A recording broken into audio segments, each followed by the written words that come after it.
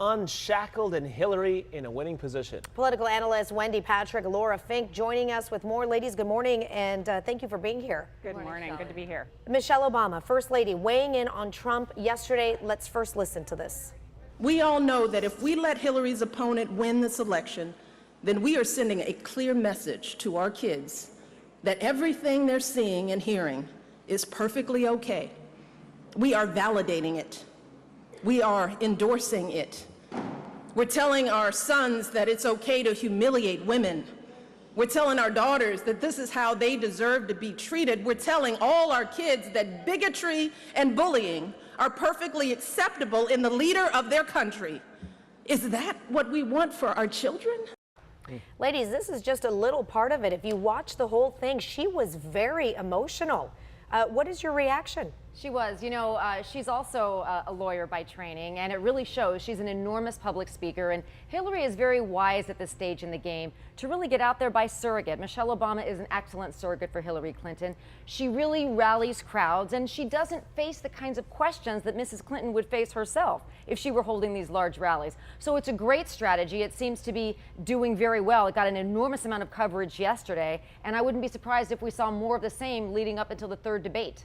Laura? I think that Michelle Obama was brilliant at both making this a moral debate and a moral question, and also connecting it personally to her audience and to herself. She talked about her personal experiences as a woman. She talked about being a mother. She really connected the dots and talked about connecting it emotionally with her audience. And I think that's a huge deal. She is a woman, remember, that has been under attack, that there have been unspeakable things said about her by people like Rush Limbaugh, things that I can't even repeat. This is, and she really said, she made the connection between words mattering and actions and how that process of the degradation of women happens. This issue she painted as a moral one for our nation, and people believe her. I mean, if I have to throw a number at you, 64%, that's her approval rating. That's larger than anybody else on the stump right now. That means people are likely to believe her. And the fact that she rendered the argument in such compelling and emotional terms was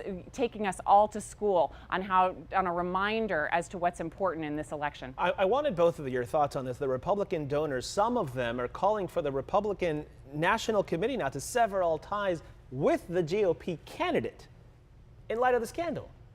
Well, what is your take on this? Is this unprecedented? 25 days out of the election? Raul, if I had to count the number of times that I've said unprecedented in this election and in our conversations, I think I would run out of fingers and toes.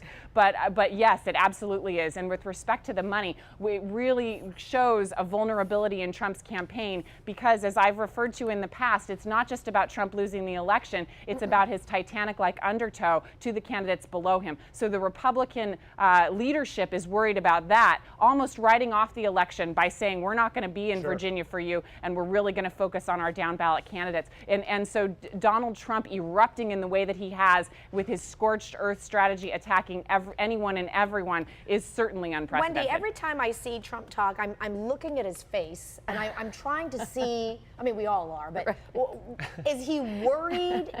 You know, sometimes when you could just tell on someone's face that they just know they're in trouble? Oh, absolutely, Shelley. And, you know, we've been discussing this on and off throughout the campaign. The interesting thing about your question is from the very beginning, even when he was ahead in the polls, he had that expression. So you come to wonder whether this is the way he always looks. And through the years, he's sort of branded and trademarked that scowl. But something we've seen in the last week, at least, he really does seem to have his back against the wall. And I don't want to say fear. He'd never let you see that. But what you see is I don't want to say desperation either, but somewhere between the two is an expression we've not seen before.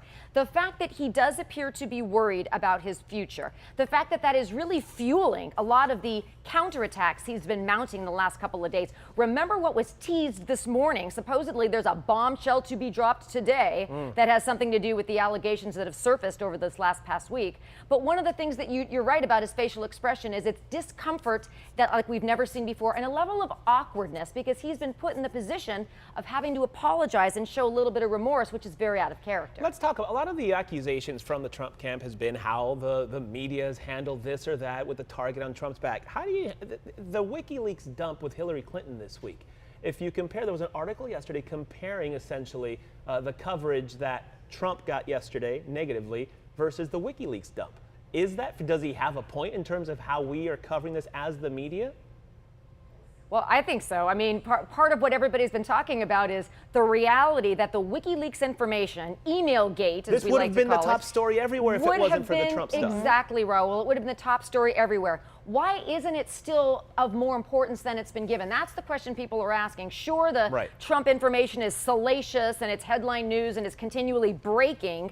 Perhaps that's why it's the email gate has taken a back seat. But will it come up in the third debate? You bet. Part of Sure. what Hillary Clinton is looking at between now and then is how she's going to handle it, because she can't bank on the whole debate being about Trump and his scandals. Laura, I want your thoughts on that. I think that Donald Trump is not talking about it. Donald Trump has defined the news cycle for the last year and a half, and he continues to. Right now, it's Donald Trump unchained. I think he now, to answer Shali's earlier question, is filling stadiums so he can make himself feel better. This is not a swing state strategy, and it's not an independent voter strategy. This is a strategy to fire up the base, which I don't think as a strategist he really needs to do, but it will make him feel better about the shellacking that he's gotten over the last couple of weeks. So that's the challenge. When Donald Trump is not talking about any pointed attack against the other campaign, and there are these tremendously compelling and unnerving stories that are coming out,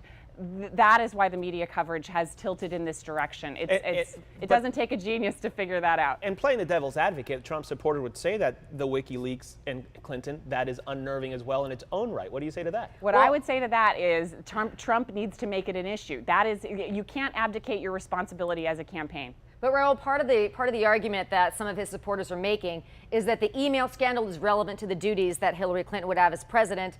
But remember, Trump's detractors are arguing that his past is also relevant because character counts. So those are the two narratives that are driving really public sentiment going into debate number 3. Whew. Look at the bottom right of your screen there. 25 days, 0 hours, and 47 minutes.